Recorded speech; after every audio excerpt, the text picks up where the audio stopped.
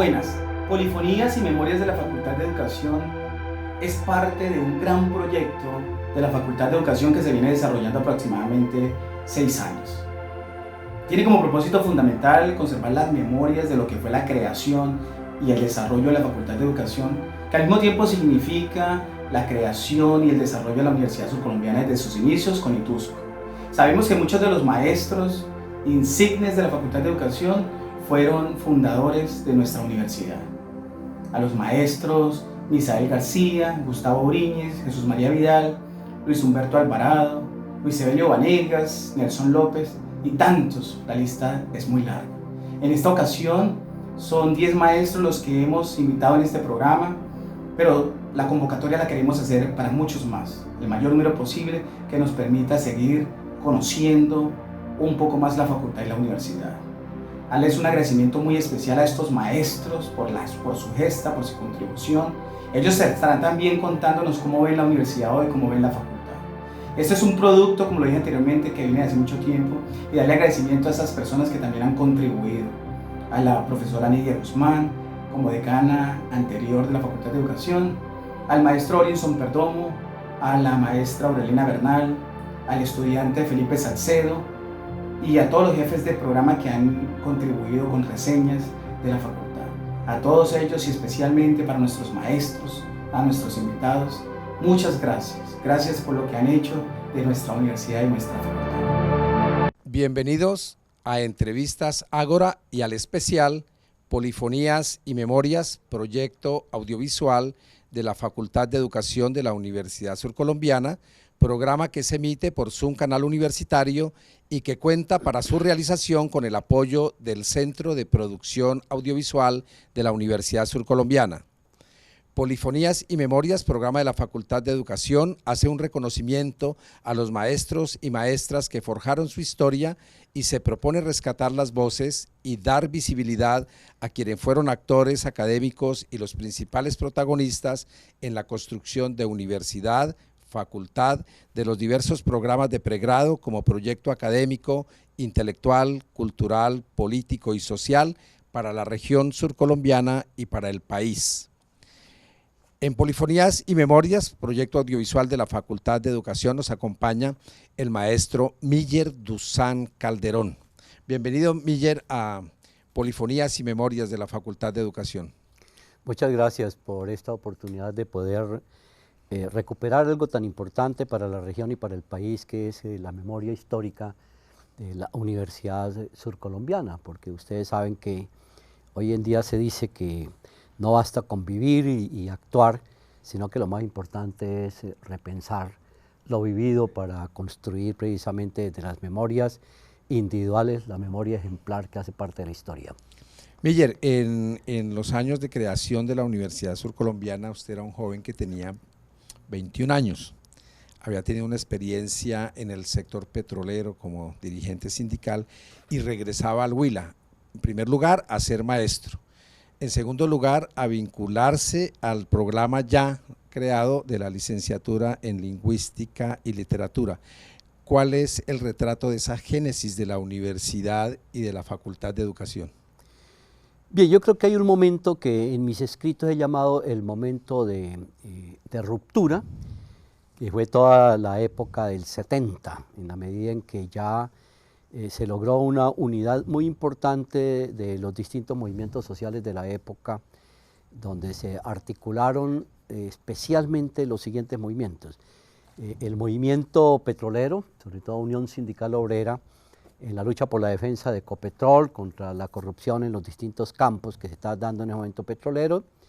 En segundo lugar, en los 70 está lo que fue la creación de la Asociación de Usuarios Campesinos, recuerden ustedes, y todas las luchas de resistencia por la recuperación de las tierras.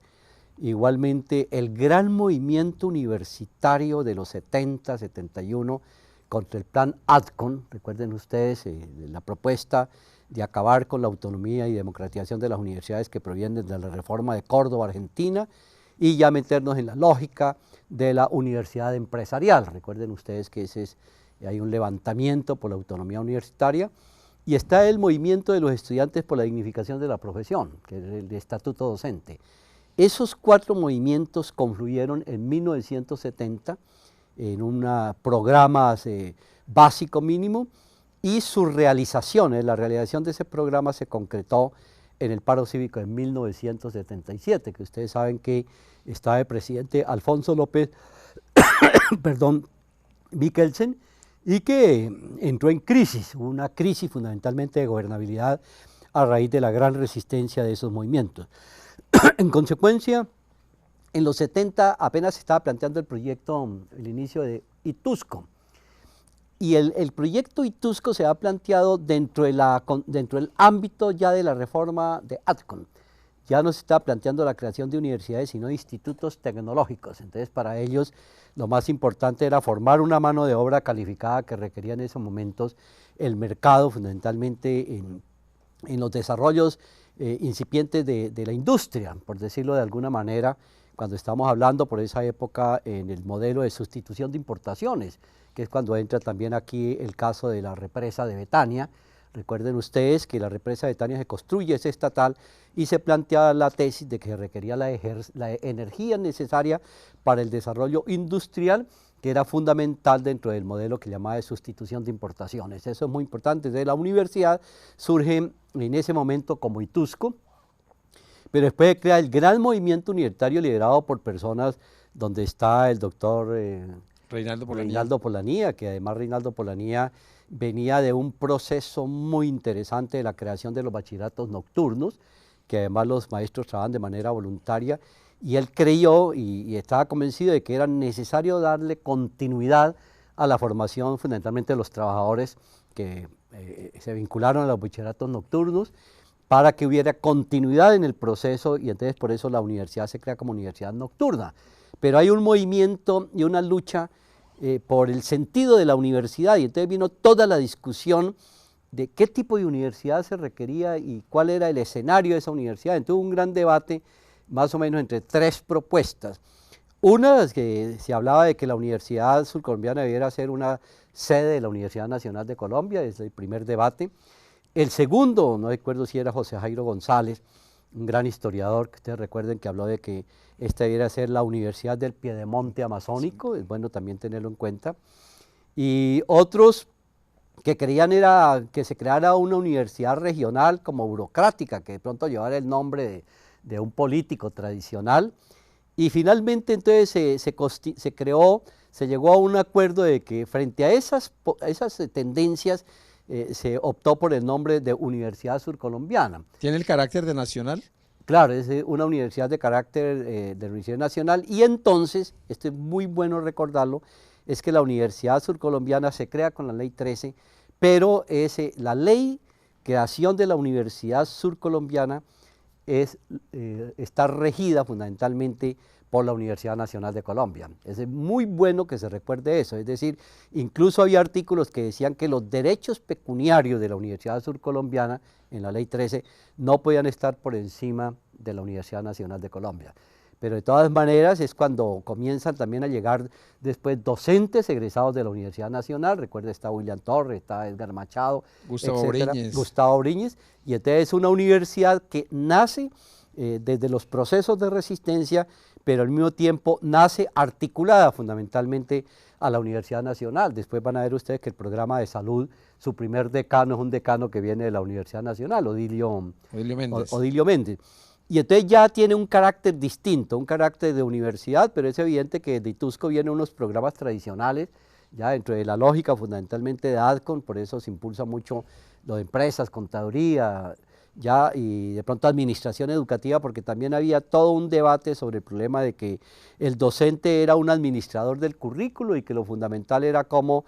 garantizar el control de las escuelas, donde la pedagogía pasaba a un segundo lugar, y entonces había todo un problema de sistematización curricular que era impuesto desde la lógica fundamentalmente del capital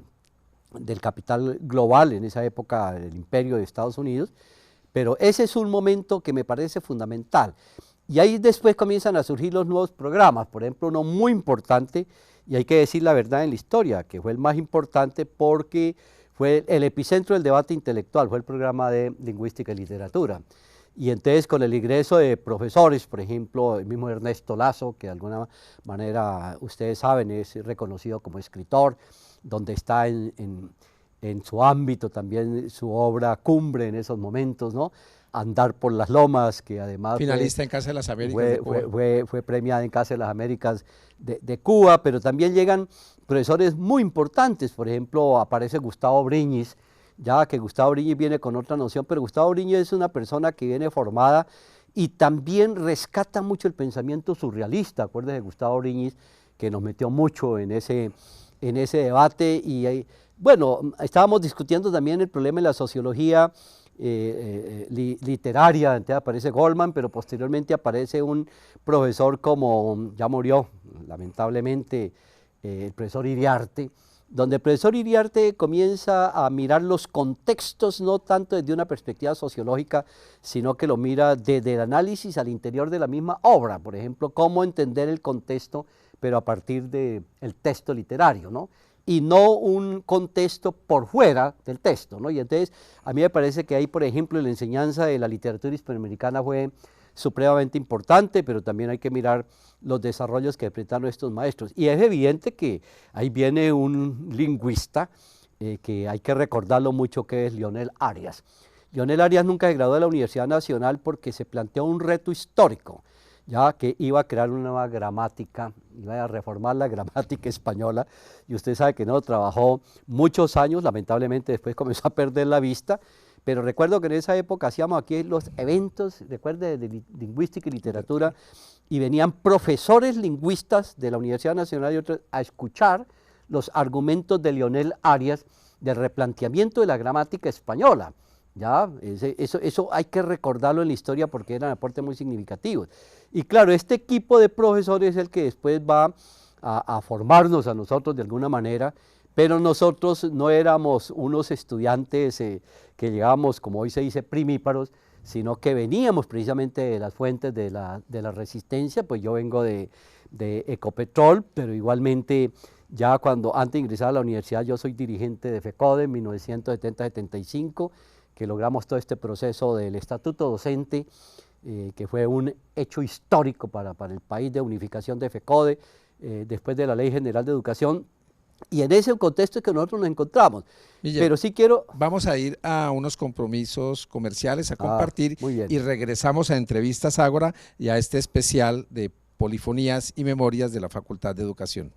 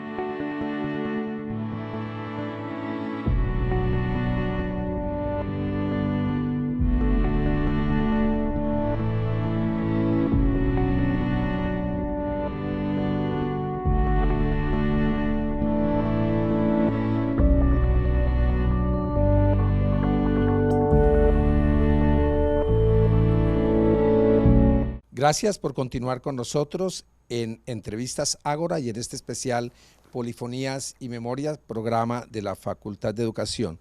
Le damos continuidad, Miller, a ese cierre para totalizar la génesis en la construcción de la Universidad Surcolombiana.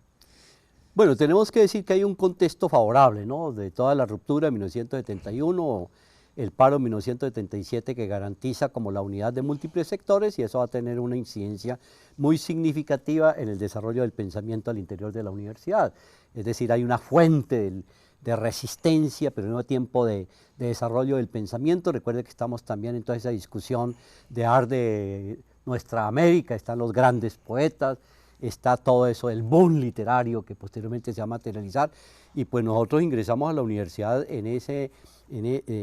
nutridos de esa fuente del pensamiento que viene de las resistencias, pero también que provienen de formaciones académicas tan significativas de docentes de la Universidad Nacional. Ese es como ese primer momento que va a nutrir esta universidad surcolombiana, y es un mérito, ¿no?, que la universidad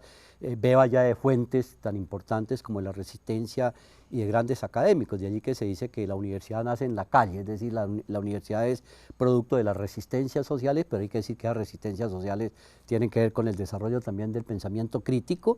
y particularmente de todos los aportes que se dan en ese momento de la unidad de distintos sectores de la izquierda, que eran supremamente estudiosos, y que había un rico debate sobre las distintas tendencias que tienen que ver con la recepción e incidencia del marxismo en América Latina, un texto muy importante que escribió Rubén Jaramillo Vélez para poder comprender lo que pasó en ese momento.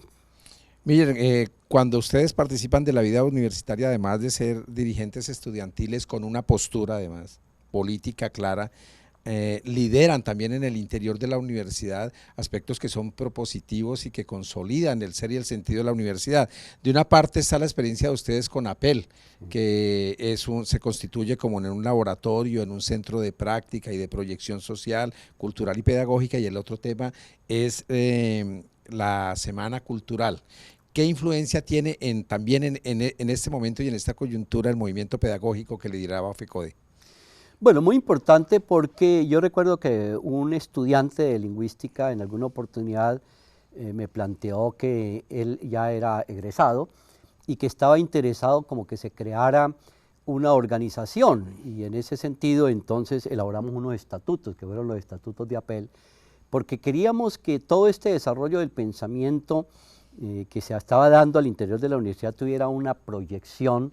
desde los egresados, ya, ¿no?, que los egresados se vincularan también ya a estos procesos, porque tendrían que tener un gran impacto, sobre todo en el campo pedagógico, ya un gran impacto en las escuelas. Entonces ustedes recuerden que la creación de APEL coincidió con un elemento muy importante, fue también la creación del Movimiento Pedagógico Nacional, y por eso el primer evento que hicimos aquí, que lo hicimos con APEL, yo era ya miembro del Centro de Estudios Docentes de la ADI y de FECODE, entonces nos pusimos de acuerdo a hacer el primer encuentro de experiencias pedagógicas significativas, y entonces aquí teníamos una de las mejores experiencias incluso de América Latina, que era la experiencia de la Escuela Popular Claretiana, que se nutrió de todo ese pensamiento de personas tan críticas, que retomaron toda la pedagogía, por ejemplo, de Freire, Pablo Freire, y de Freinet, también de los aportes desde la psicología genética y sobre todo lo que llaman los aprendizajes significativos, y apareció esa experiencia que era casi única, ¿no?, que replanteó radicalmente la estructura misma de la enseñanza y se articuló fundamentalmente al contexto, que era la Escuela Popular Claretiana, donde había una producción de textos producto de la misma investigación que realizaba con las comunidades, y se le dio un nuevo sentido a la formación. Pero igualmente con Marco Raúl Mejía aquí se estaba creando la Escuela Popular de AIPE, bueno, también tener en cuenta que entró a participar de ese proceso, y comenzamos a recoger distintas experiencias que venían también materializando a través del CEI, del Centro de Estudios. Y entonces, allí dimos el primer debate, además un debate muy importante que nunca olvido, era que no fuéramos a caer en la misma lógica, por ejemplo, instrumental del movimiento pedagógico, es de lo que llamaban la taylorización del movimiento pedagógico, para romper con cualquier estructura que fuese vertical y que buscáramos más bien la horizontalidad en el trabajo, y en eso era muy significativa la lógica metodológica de la Escuela Popular Claretiana. Entonces hay un aprendizaje muy significativo, y ese es como el inicio de APEL, ¿no? El inicio de APEL, entonces yo veo allí un avance importante. Y lo otro que yo recuerdo que para nosotros fue un gran aprendizaje, es que en esa época no bastaba con que uno hiciera un documento como para graduarse, ¿no?, que uno lo hacía, sino que nosotros se nos ocurrió con un grupo de estudiantes de mi semestre comenzar a promover una semana cultural integrada. Mire, yo pienso que lo más importante de esa semana cultural integrada fue el rico debate que se dio, incluso porque yo reconozco que allí había también debate con relación a las concepciones frente a la cultura, ¿ya?, y debo aceptar, algunos nos criticaban porque decía que de pronto la semana cultural era más folclórica, ¿no?, y otros decían no, que de todas maneras había que centrarnos más en el proceso de producción de la cultura y no tanto del proceso de la difusión de eso, y eso marcó la historia, porque por primera vez se vincularon todos los colegios de Neiva a esa jornada, pero independientemente del debate, fue cuando los profesores de esta universidad salieron a dictar conferencias, por ejemplo, Iriarte en todos los colegios, Gustavo Briñez, Leonel Arias, pero también nosotros en las polémicas que teníamos como estudiantes, también fuimos aprendiendo, y entonces pues había como cierto respeto, porque de alguna u otra manera uno sabía que en el programa de lengua castellana florecía el debate, la inteligencia, que yo creo que hay que volverlo a recuperar en la memoria de la universidad. Y entonces ese es nuestro paso por la universidad, aportamos a la creación de APEL, a la jornada cultural, y nunca olvidaré una expresión de Misael García, uno de los artífices de la creación de la universidad, cuando una vez escribió algo, lo dijo en un foro, dijo: esta jornada cultural se volverá a repetir siempre y cuando vuelva y la coordine el grupo del profesor Miller Duzán. Y parece que se cumplió su premonición, porque fue la primera y la última. Pero bueno, eso gestó mucho movimiento posterior. Miller, ya y tratando también de ser muy sintéticos por razones del tiempo, nos importa mucho saber la articulación ya suya a la universidad como maestro de la universidad, particularmente al departamento de psicopedagogía. ¿Cómo se dio eso? ¿Qué desarrollos se lograron hacer allí y qué se le propuso como agenda social, pedagógica y cultural a la región? Muy importante la pregunta, porque recuerden ustedes que, y lo digo en el campo personal mío, yo siempre he tenido un gusto por las matemáticas, la física, el cálculo, etcétera, que había siempre mi fuerte por la formación en el Colegio Nacional Santa Librada, y sin embargo después me vinculo a los procesos sociales en ese campo. Para mí la literatura y el arte era fundamental, porque es como la expresión crítica de lo que es el sentido mismo que tiene la sociedad, ¿no? Sin el arte y sin la literatura no se puede entender lo que es el sentido profundo de la sociedad. Pero hay un elemento vital, es que yo hago parte del movimiento pedagógico, ahí dirigí el Centro de Estudio e Investigaciones Docentes durante 10 años, y entonces me nutrí de todo ese debate tan importante contra la reforma curricular que había impuesto desde la Universidad de Tallahassee de Estados Unidos, y nosotros rompemos y rescatamos la autonomía intelectual del docente y comenzamos a impulsar las experiencias significativas. Entonces yo me nutrí de las distintas tendencias que habían en ese debate en ese momento, desde Pablo Freire, la pedagogía de Pablo Freire, Freinet, también desde los historiadores de la Universidad de Antioquia, también los aportes, por ejemplo, el Grupo Federici de la Universidad Nacional, donde está Antanas Mockus, ¿ya? Y Antana fue muy importante, recuerde el texto que aparece, la reforma curricular y el magisterio, que es una dura crítica y un aporte muy importante para la creación del movimiento pedagógico nacional. Entonces yo me nutro de todo eso y me presento aquí porque hay la apertura de la posibilidad de dictar pedagogía. Entonces yo vengo con ese legado de ese movimiento, y entonces digo, desde este legado yo voy a aportar, y en esa época se ingresaba, que es muy importante que hay que tenerlo por méritos. Y claro, uno de los méritos era el reconocimiento que en última instancia yo vi de mi legado, construido colectivamente el movimiento pedagógico, y al mismo tiempo por ser hijos de la resistencia. Y yo recuerdo que allí a veces no se menciona también hechos, y yo hoy lo voy a rescatar, que fue también el papel suyo, Orinson, también en esa época en los debates de la universidad, porque yo recuerdo que en la jornada cultural discutimos muy ricamente sobre el problema de los enfoques de la cultura, y entonces también hay que recordarlo, que había un grupo de estudiantes geniales, críticos, estaba Eduardo Gutiérrez, estaba gente que movió el pensamiento, y recuerden que nosotros estuvimos muy metidos en todos estos procesos de la revolución sandinista, de los desarrollos pedagógicos, pero el primer encuentro de pedagogía que participamos en Cuba, en La Habana, todo eso nos nutrió, y por eso ingresamos allí a aportarle al movimiento pedagógico, y es evidente que yo ingreso a la universidad, después mis estudios que realizo, sobre todo soy también egresado de la Universidad Nacional, después de Europa, entonces aprendo mucho de las teorías de la complejidad, y entonces entendí desde las nuevas alternativas pedagógicas que había que romper con ese mito de la hegemonía del saber, como dice Buenaventura de Sousa, centrada en la universidad, y entonces cuando yo entro a reconocer que hay que entrar en otros procesos, y ahí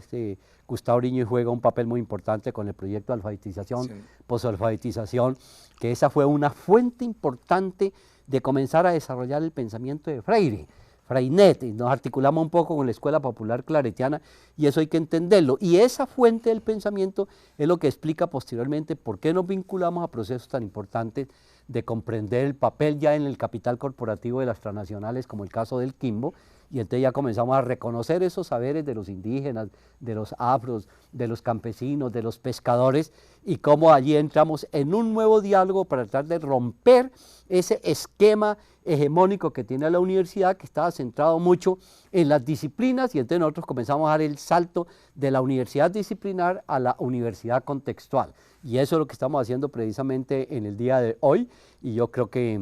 eso ha sido para nosotros muy significativo, y sobre todo, y con eso quiero cerrar, yo participé con este equipo también en la elaboración del Estatuto General de la Universidad Surcolombiana, y hoy estoy muy satisfecho, casi 30 años después, muchas cosas tienen vigencia allí, que está creando ese gran movimiento de la papeleta, por ejemplo, por la autonomía universitaria, del voto en blanco, que también recogemos mucho las obras, por ejemplo, de Saramago, ustedes recuerden ensayos sobre la lucidez, que fue otro momento que nutrió también la universidad en la lucha por la autonomía. Muy amable, Miller, por estar con nosotros en Entrevistas Ágora y en este especial de Polifonías y Memoria, programa de la Facultad de Educación. Muy amable, pero también creo que esta memoria debe servir para rendir un homenaje a esos grandes maestros, por ejemplo a Iriarte, a Leonel Arias, a Gustavo Briñis, Olga Toni a Misael Vidales García, a la gran Olga Toni, que nunca la olvidaré, de que fue fundamental, porque en esa discusión de género, hay que decir la verdad, aquí se anticipó. Por ejemplo, Olga Toni Vidales, cuando invitó por primera vez a las madres, recuerden ustedes, de los guerrilleros de la época. Clementina Cayón de Bateman, Virginia San Juan de eso Duplat. fue importantísimo, y eso creó también un gran movimiento de resistencia que hay que recordarla. Entonces, muy bien, mi querida Olga, gran maestro, ya, Iriarte, y también colegas que se vincularon al desarrollo de hacer grande esta Universidad Surcolombiana. Y a usted, que hoy lo veo también como ese gran pensador crítico que está repensando los problemas desde un contexto global. Muy amable, Miller, y muy amable a los televidentes que nos acompañan en este programa.